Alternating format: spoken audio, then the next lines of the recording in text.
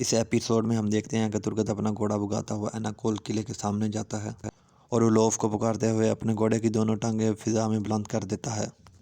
तुर्गत की आवाज़ सुनते ही उलोफ अपने साथियों के साथ सामने आता है और कहता है, तुर्गत, मैंने तुम्हारा बहुत ही प्यारा किला तुमसे ले लिया है और अब क्या तुम अपनी जान देने के लिए मुझसे भीख मांगने आए हो? जवाबन तुर्गत कहता है, मैं कसम खाता हूँ कि मैं तुम्हें एनाकोल की दीवारों पर लटकाऊंगा। तो उलोफ कहता है, तुम कुछ भी नहीं कर सकते तुर्गत। हाँ, तुम अपनी पूरी ताकत के साथ आओ, तुम इन दीवारों के नीचे आके मर जाओगे। जवाबन तुर्गत कहता है, क्या तुम्हें लगता है हम शहादत से डरते हैं? मेरा नाम तुर्गत बेग है और मैं अपनी आखिरी सांस तक इस दुनिया को तुम्हारे लिए जहन्नम बनाई रखूंगा। इसके साथ ही उलोफ तुर्गत के एक सिपाही को सामने करता है, जिसे देख कर तुर्गत के सिपाही बहुत परेशान हो जाते हैं और उलोफ कहता है, ना तुम और ना तुम्हारे सिपाही उस वक्त तक जिंदा रहेंगे।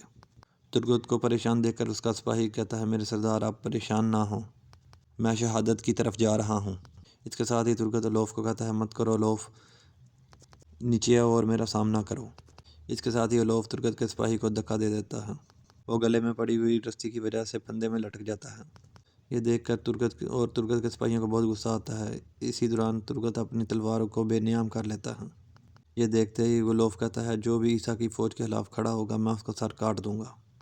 जब तुर्गत कहता है कि जब तक तुम जैसे लोग जिंदा हैं तुर्क लड़ेंगे, तुर्क लड़ते रहे हैं। जब उलोफ तुर्गत से कहता है, अपनी सांसें मत ज़ाया करो तुर्गत।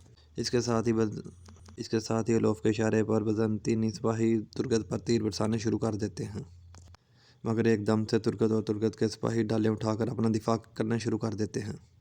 इसके साथ ही तुर्गत कहता है, मैं आऊँगा उलोफ, मैं आऊँगा, तुम जिस किले में भी छुप जाओगे मैं ज़रूर आऊँगा, मैं तुम पर इन दीवारों को गिराने आऊँगा। ये कहते ही तुर्गत अपने सिपाहियों के साथ वापस चला जाता है।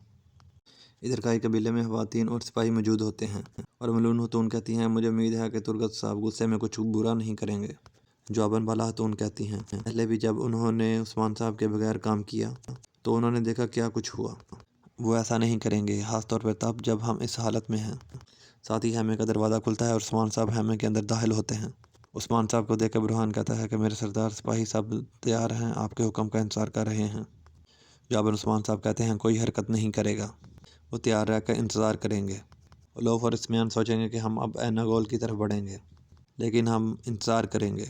कोनूर, एनागोल की मालूमात दो। जवाबन कोनूर कहता है, उन्होंने तुर्गत साहब की गैर मौजूदगी का फ़ायदा उठाया।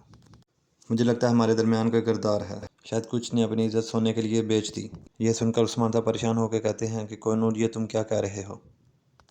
जवाबन कोनूर कहता है, उन्होंने उलोफ को किला लेने की इजाज़त दी। किरदार के बारे में सुनकर सबको बहुत गुस्सा आता है।